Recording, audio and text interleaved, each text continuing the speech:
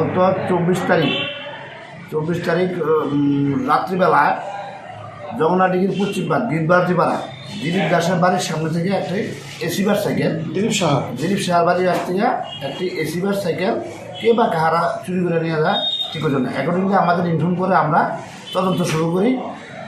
এর ফলে আজকে 26 তারিখ সন্ধ্যা আনুমানিক 5:30 নাগাদ আমরা মানিক